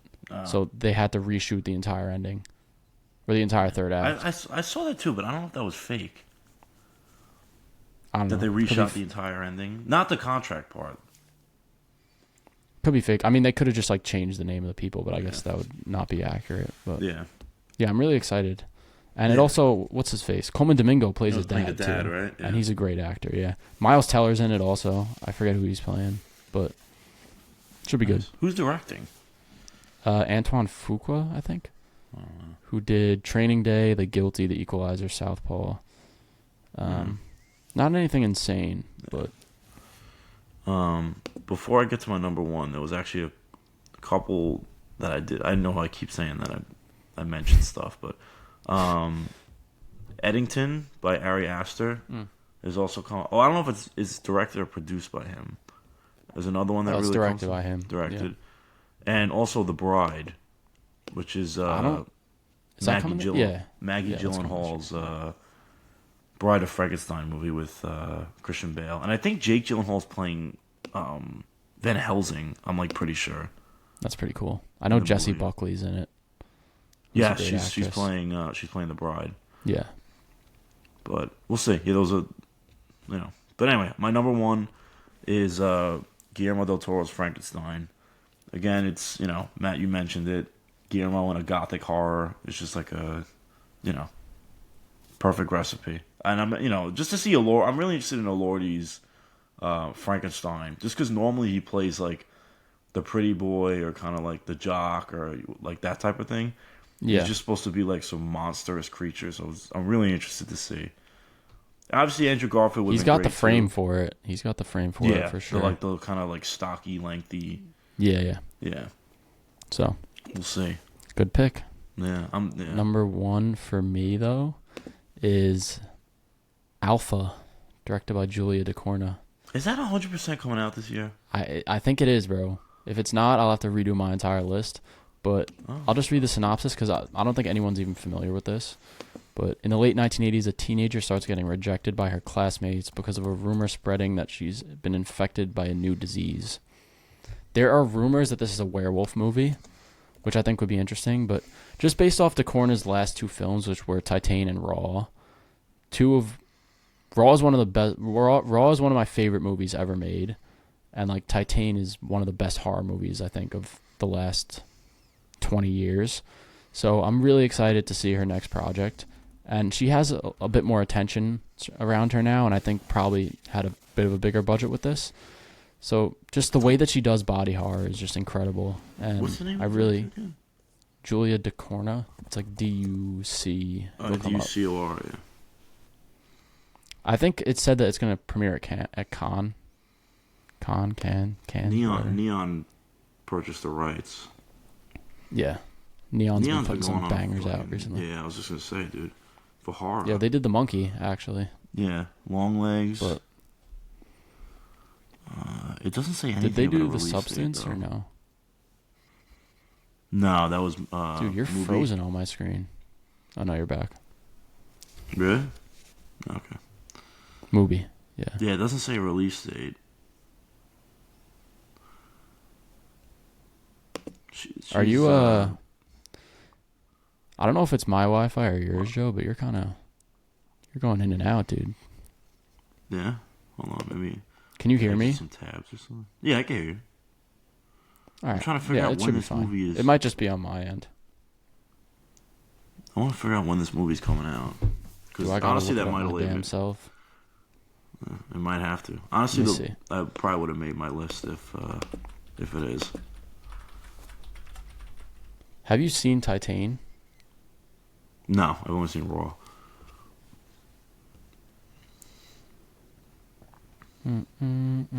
Alpha 2025. Julia. Why is this not even coming up? Yeah, that's what I'm saying, dude. There's like not a lot. Does this movie not exist? It's acquired by Neon. I saw something that said it was going to premiere at Cannes. Let's see news. When is that? Plot details. It was set to shoot this fall, May 14th, 2024. So it already filmed. So I'm assuming it would release by the end of this year. Yeah. It sounds like it could be a remake of her first short. She's a short? Her short called Junior. I've seen Junior. It's pretty good. It's on YouTube. Is it a werewolf thing? No. It's about this girl who gets like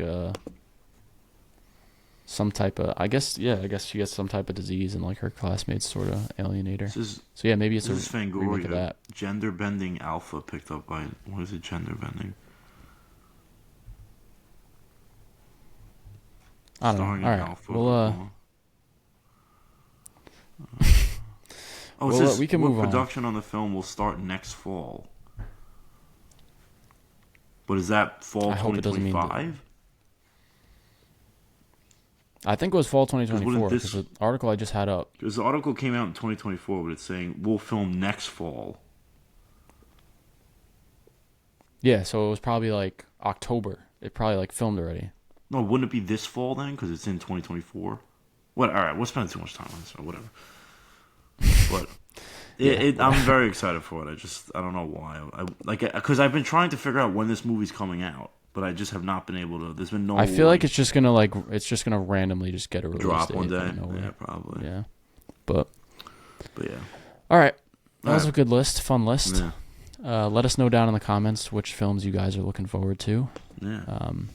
Yeah. So we can move on. Our next I'll topic is... I'll pull up You can pull up the synopsis, but we're going to be talking about the film Salò, or the 120 Days of Sodom. I don't even know if we can talk about it. There's my Salò criterion right there. Damn, my fingers look bony. All That's right, the ready? camera. Go ahead. Sorry. The final vision of a controversial filmmaker. 4 corrupt fascist Libernites round up 9 teenage boys and girls and subject them to 120 days of sadistic physical, mental, and sexual torture. Sounds like a great time. I'm not putting this lightly. This is the most insane movie I've ever watched in my entire life. Like, there are things in this movie that I don't even know how they even conceived the idea to do these things. It plays into that kind of like, you know how people talk about like Hollywood elite, how they like the like young kids and all that type of stuff. It like plays into that, but like it just dials it up to like fucking 15. I don't get grossed out easily, and there's nothing like specifically like gory or anything like that, but it's more just like the context behind the scenes and like what's going on for them, the characters, is like absolutely insane. But it's weird because it's such an insane movie, but it's also like beautifully shot. Like all the building is that most of the movie takes place in like a big mansion, is like honestly reminds me a little bit of Suspiria, the way the building is in terms of the design and stuff. And the costume design is great. All the suits and everything, the jackets that they wear, the dresses, is all like it's a well made movie. It's just what the movie's about is just absolutely insane. Yeah, it's a very, very uncomfortable movie. It's uncomfortable to watch. It's uncomfortable to talk about. But it's not like some just like B-movie schlock. Like it has a Criterion release. It's not very like well known. Porn or anything like that. Yeah. I'm always, the thing is about this movie, this is my second time watching it, and I do, not that I enjoy it, but like I respect it a lot. Like I think it's a good movie. There's not really like a plot. It's honestly just kind of like 2 hours of torture. Yeah. But it kind of, the behind the scenes of everything is just like very fascinating to me. I don't know how much you looked into it, but not too much, but I was curious after I watched it. The director was trying to make a political statement about fascism in Italy at the time that this came out, and basically criticizing it. So he made this movie, and he got assassinated before it came out. I know. They still don't, like, the case is still unsolved to this day. They don't actually know what happened. They don't know who killed him, but it's heavily like rumored that he was taken out on purpose because of making this movie. So that's why that tagline where it's like the final vision of this director. Yeah. It's just like crazy to think about. And it shows a lot about sort of standing up against oppressors. And it's a weird fucking movie, to do it with, but yeah, it's really interesting to me.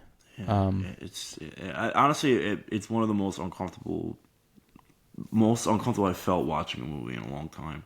Yeah, just for everyone's sake, like I don't want to talk too much about like I don't want to go into detail about what transpires during the course of the movie.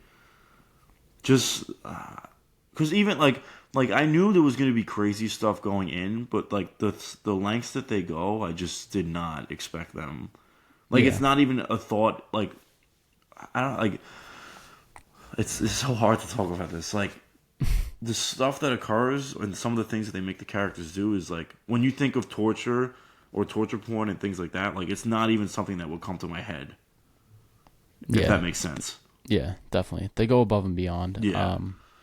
But there's something about the film and just how it displays like pure evil. There's no sympathy, rhyme or reason why they do these things. Yeah, exactly. No remorse. There's no sympathy. It just shows what happens when people have this power and are just pure evil, and that's what this movie is able to display. I think one of the most powerful scenes in the movie, and it's probably my favorite scene, is I don't know how much of this I want to describe, but there is a scene in the movie where they basically line up all the kids and have them like face down with like their asses up and they're unclothed.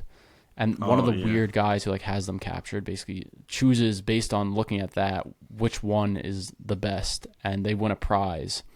And the prize is that they get to die. He kills them. That's the prize. Except when the person wins, they're finally going to get put out of their misery, out of the torture. He shoots the gun and there's no bullet. And he's like, really? You really thought I was going to let you off this easy? And like, you really thought I was going to kill you? And it's just like so fucked up. Yeah. It's like, it really shows like that pure evil.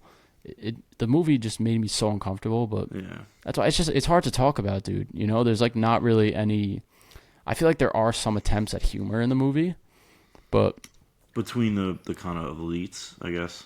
Yeah. They crack a bunch of jokes and shit. Yeah. But yeah, it's just apparently the actors, like, there's not much information, but the kids were aged 14 to 21 apparently behind the scenes. Yeah, I was gonna say how a lot of the people look young in the and the adults are like kissing them in scenes. I was like, this is and there's like full nudity, like frontal. Yeah. It's it's a lot of it is just like very explicit dialogue for no reason. Like a lot of the scenes will be, there's this one woman who like consistently shows up. She plays the piano and then she just kind of like tells stories about things that have happened to her, and it's just like super explicit. Oh, that like head prostitute lady. Yeah. I understand like the arguments against it of saying, you know, like this is just like too far just to be too far, you know. But I think that there are enough like artistic, it doesn't feel positives like about the movie that I don't want to say soulless, but it feels like care went into the making of it. Yeah, and it's at the end of the day, it's the director trying to show like how fucked up fascism was, I guess, in Italy. I mean, I'm not like a historian, so I don't really know the context of like what was going on. I mean, just think they were aligning with Hitler, so yeah. I mean, like I think there's a scene where they're listening to Hitler like on the radio before dinner at one of the things, and then like that kid.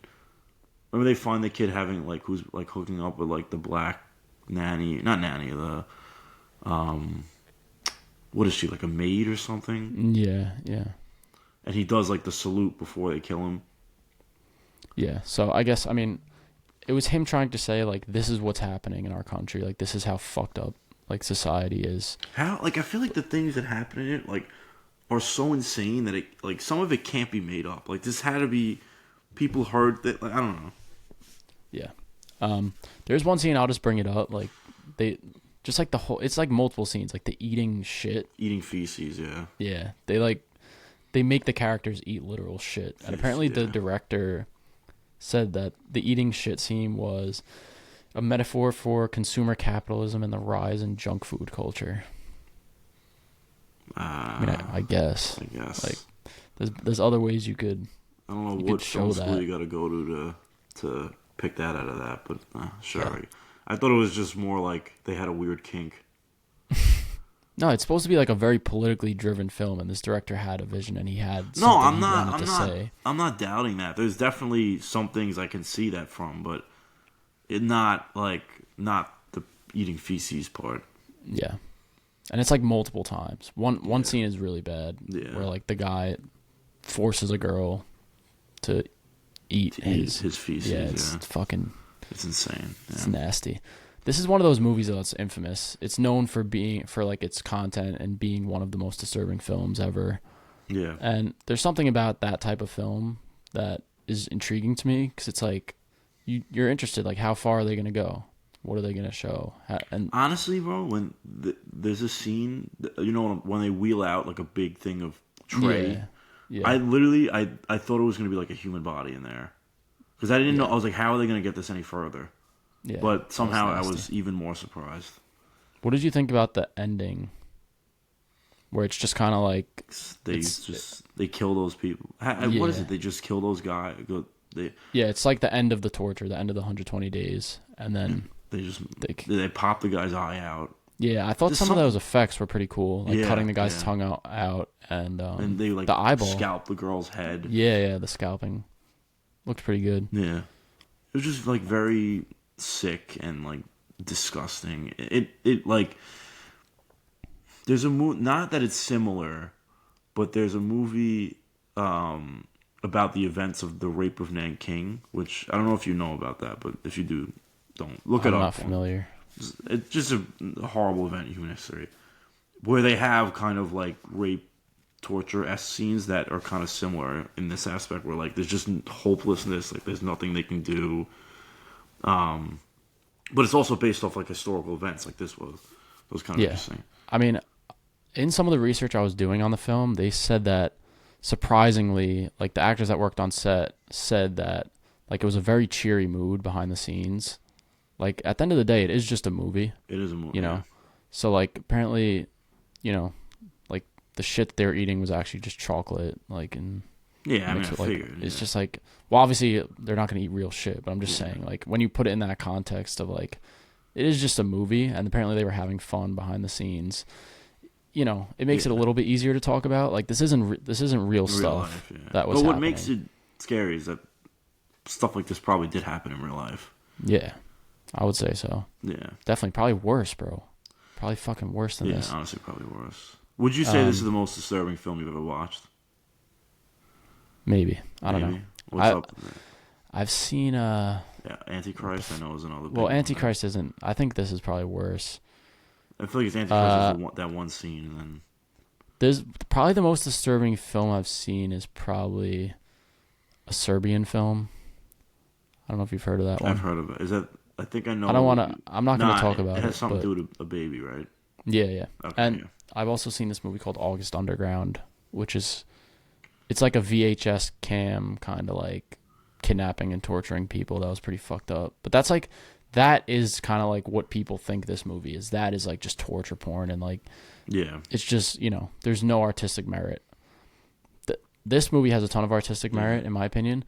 And there's also something to be said, because like movies are a movie succeeds to me when it makes you feel something, and it invokes an emotion in you, and that really is art in general. That's what art is. It's supposed to invoke emotion in you, whether that be laughter and joy or disgust. You know, it's just it's doing something different using the same medium. Yeah. So in that way, I think the movie succeeds, and I respect it a lot for that. It's obviously like a difficult watch and a difficult discussion, but I do really respect that about the movie. I know. Wait, just one more thing. Yeah. Another fucked up movie. If you're on a fucked up movie kick, Pink Flamingos, directed by John Waters, that also has a Criterion. Another one similar to this, just weird fucked up shit happening. That's way more comedic though. This is I was gonna say, like, I thought that was a comedy. Pink Flamingos. Yeah, but the shit that happens is like, this is more like hopeless. Yeah. But yeah, sorry. What were you gonna say? Honestly, I don't even remember now. I was talking about like films invoking emotion in you and stuff, and I respect the movie for that, and it succeeds in that way. Yeah, I mean, you had something to say. I don't remember something, but yeah, so I know one other person that has seen this, but she stopped in the middle because she couldn't watch to get through it, which is fair. I don't blame anybody for having. Yeah, I'm honestly. Let me look on Letterboxd and see who's watched it. I'll give them a shout out if I know them. I didn't put my review up. Neither did I. Well, I have a rating up because I've seen it already, but I didn't review it. Let's see. Anyone? I have like 8 movies I have to log. I have a couple mutuals on here, but no one I personally know. Just like people from Letterboxd. But that's a 3.1. Yeah, it's not too bad. No, I feel like, because I don't want to call this a torture porn movie because it's doing it a disservice, but for a movie that covers those types of topics, 3.1 is extremely high. Yeah, definitely. But did you have a favorite scene? I mean, it would be hard to say like a favorite character. Yeah, because you don't really. I don't know. I mean, the girl that loses her mother, she stood out to me. Her performance is really good. That's the one that gets punished and then eats. Favorite scene? I mean, the ending scene is really good. It's just like, I feel like it captures the hopelessness really, really well. Like, there's a scene of the kid looking up at the mafia guy, and he like kind of smiles because not that they had a relationship during the thing, but they kind of. They had some sort of like. I would say relationship. Honestly. It's kind of like a Stockholm syndrome kind of thing. But and he just like looks at him and like smiles, and the guy smiles back, and then he just like proceeds to cut out his eye.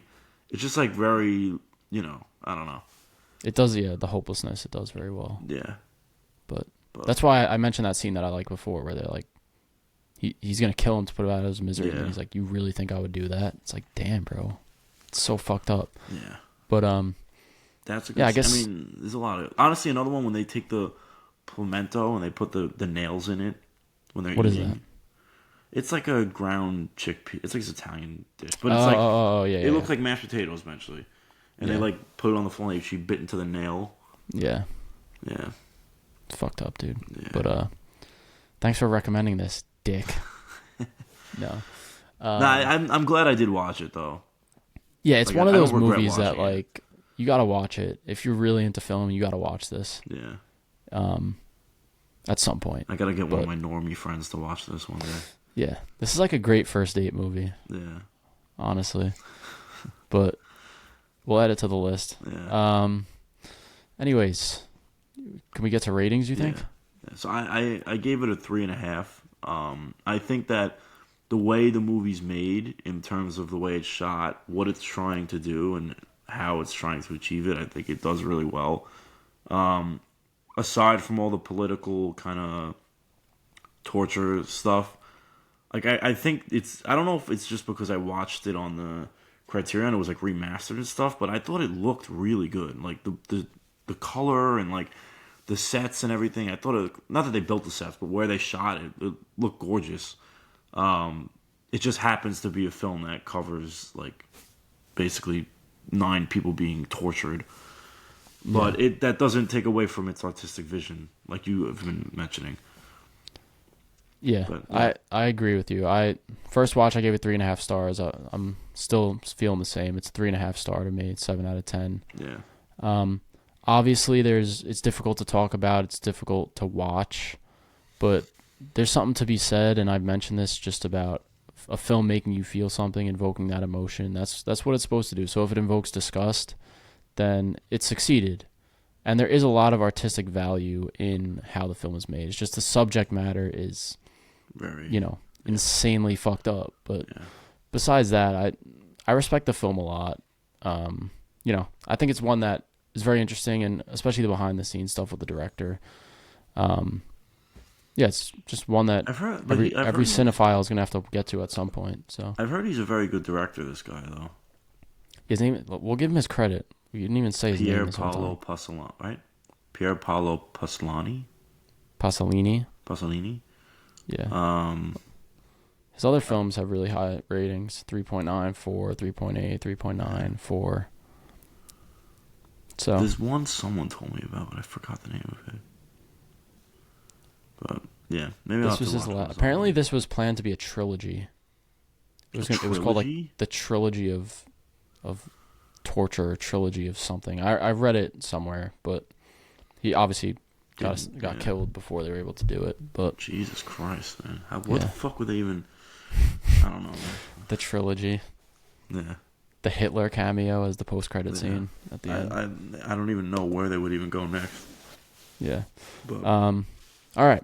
So that was a fun one, right? Yeah. Definitely. No. I was happy. We need that was interesting. We never really covered a movie like that before. Yeah, I enjoyed having this conversation about it too. Yeah. It's like it's not, it's definitely not Captain America 4. Yeah. You know what I'm surface saying? Level. But yeah. All right, we got a couple questions from the Q&A. I haven't really been posting the Q&A polls recently, so I'll try to do that more often. But this is from @Anton_KinoLove on Instagram. You've asked us a couple questions, so thank you, and thank you for asking us again. But what is your favorite movie with Matt Damon? It's a great question. I'm gonna pull up his I want to look up. Yeah, I was gonna say. His Letterboxd profile really quick, just so I don't miss anything. But Matt Damon's a great actor, man. Let's see what we got. Well, Good Will Hunting obviously comes to mind. Yeah. Is it bad if I say Oppenheimer? No, Oppenheimer's great. It's a 5-star. Honestly, that is probably the best movie that he's in. Which is kind of crazy. We bought a zoo. He's in Euro Trip. I forgot about that. Yeah, let me see like his least known movie. Let's see. Let's see what we got. Damn, he's done a lot. Holy shit. Oh, you know what he's good in? Thor: Love and Thunder. He's in Thor: Love and Thunder. Remember he plays like the stage version of Loki? Oh, yeah, you're right, actually. Yeah. You know, he was originally...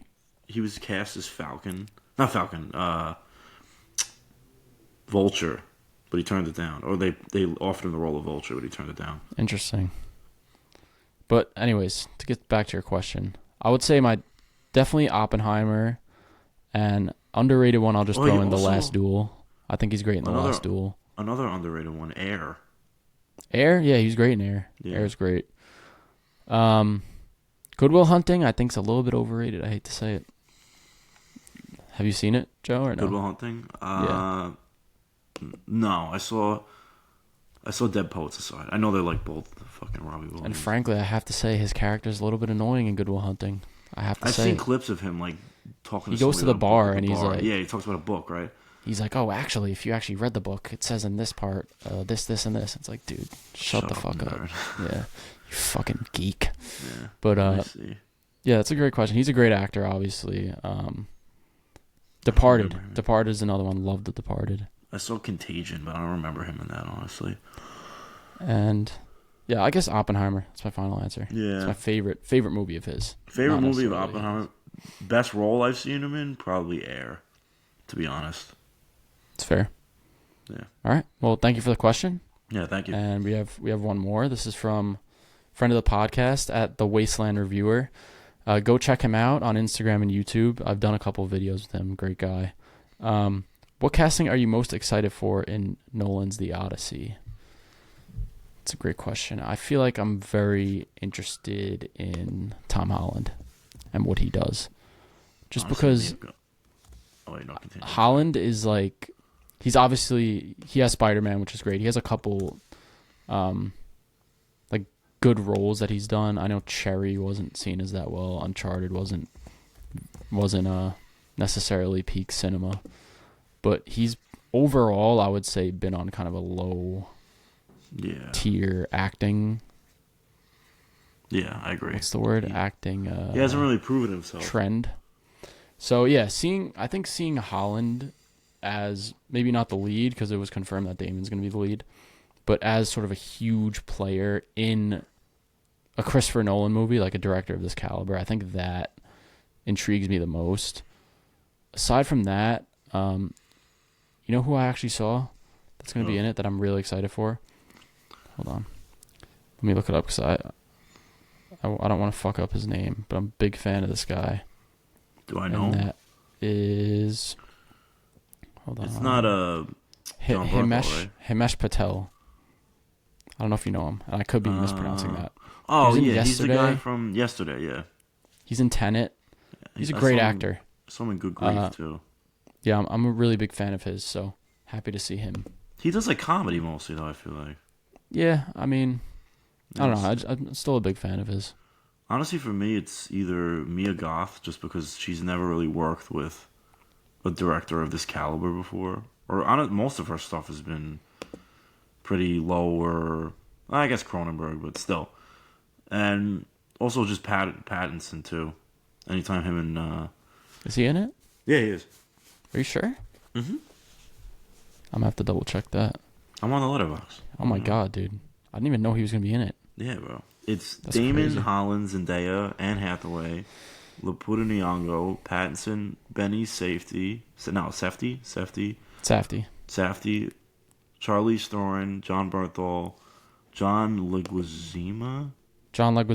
Yeah. Patel, Elliot Page, then the rest are just kind of whatever. And then Mia Goth is probably the next biggest one. But yeah. Very exciting. Yeah, it's a great question, though. It's hard to choose from that list. It's pretty crazy. Yeah.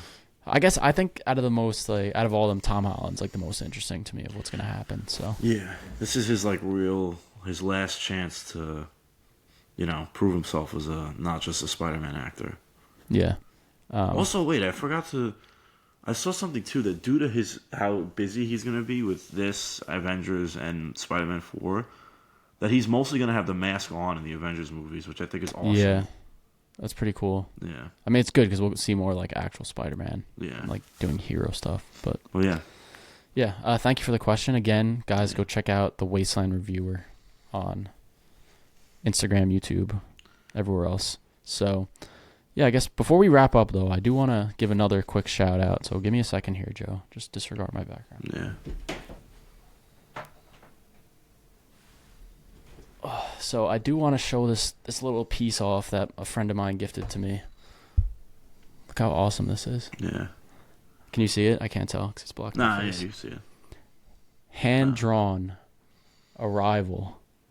Isn't that sick? Yeah. It's perfect, bro. Look at that detail. I know. Yeah. But all done with pencils. This is from, you guys got to check out at dpec, dpec.art on Instagram. And go show him some love because this is actually like insane. Yeah. So just wanted to give a quick shout out there. But yeah, I guess we could wrap things up now. Joe, Joe, recommend your list and then. Yeah. So obviously Matt even mentioned we're getting a little sparse on the list ideas. So in the vein of our most anticipated of 25, I was gonna follow it up with our most anticipated of 26. Actually, because honestly, 26 is a much stronger year, in my opinion. But I don't know if you agree with me, Matt, but we'll see. Yeah, definitely. I'm off the top of my head, we mentioned the Odyssey. I think Greta Gerwig's new movie. Yeah. I think Narnia is coming out. The Mummy. The Avengers is going to come out. There's going to be a Spider-Man movie. There's going to be fucking Robert Eggers' next movie. Werewolf, yeah. The Steven Spielberg's next movie. Yeah, Shrek 5, Monkey Paw next movie. It's a lot. Scream 6. I mean, Scream 8, right? Scream 8. Well, Scream 7. I think. I'm sorry. Yeah. But, all right. It's a great list. So, before we wrap things up, my movie recommendation for next week is by Julia Ducournau. We've never talked about it on the podcast, just I double checked. We haven't. Yeah, all right. Yeah, I was like wanting to recommend it, but I was like, wait, did we talk about this? But yeah, French film about cannibalism. I think it's like everything that what the fuck's that movie? Luca Guadagnino's one. Bones and All. I think it's like everything that Bones and All thinks it is. I'll say that. But yeah, really excited to talk about that. It's one of the movies that kind of got me into film, so should be fun. Watch that in a while. Honestly, I think that's one of the first ones where we both actually seen it. Yeah, so it's going to be revisiting it. Yeah. I remember like when we first started the podcast, I told you to watch that just like on your own, and you ended up watching it. So I didn't want to recommend it because you had just watched it, but I feel like it's been enough time. Yeah, it's been. We can revisit it because I liked it back then, so I'm only going to assume I'll probably like it even more now. Yeah, I'm going to see. I don't really think they have many like Blu-rays or 4Ks of it, but I'm definitely going to look because I would like to own that movie. Yeah. So. Maybe we'll get lucky and get some news about Alpha because you recommended Hopefully. Yeah. That's kind of how life just be working like that sometimes. Look at us doing 2 international films back to back for recommendations. That's crazy. This is a real cinephiles podcast. Yeah. It's kind of funny though because like we do talk about weird ass movies sometimes, and then we'll have like we're big like fucking Avengers fans and shit. It's yeah, like, that's the beauty of it. You do both. Yeah, we have a good mix of films, but. Yeah, imagine being like a Marvel fan who found us and then just hearing about Salò. Yeah. Honestly, because I don't know, a lot of you guys that listen, I know some of you I'm sure are bigger into like, I don't want to say art house stuff, but that type of thing. But I honestly encourage you, if you guys have never really tried watching those movies, it just takes watching one and you kind of get into it and just... Ask Matt, before we started doing this, I would go to the movies literally only for what? Like the Marvel stuff and like... Star Wars, Godzilla, Star Wars, whatever. That's it. Now I'm like, I go for everything. It's the joy and love of cinema. It's a good hobby to have, especially because of how cheap it is too with the fucking AMC Pass. AMC Pass, yeah. You pay $28 a month or like $26 a month, and you could just see pretty much unlimited movies. So, anyways, yeah. I guess that'll wrap things up. So I don't know what other movies are coming out in the next 2 weeks. Probably Mickey 17. I don't think so. That's March 7th because today's the 17th, and today's a Monday. So this Friday is like We're recording in 2 weeks. Loki, I don't even, bro. There might not be like anything coming out. Nah, there's got to be something. Hold on, I'll look it up really quick, and then I'll let you guys go. Even though you could just click off the video if you want by now. But let's see.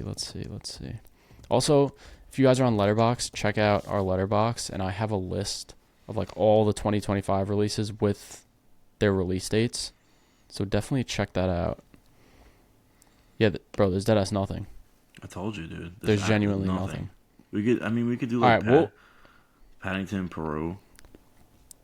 You know what? Maybe The Gorge, the Apple TV one. Oh yeah, we could do The Gorge maybe. We'll update you guys what we're gonna watch. There's that movie called Bring Them Down with Christopher Abbott and. Oh yeah, that looks really good.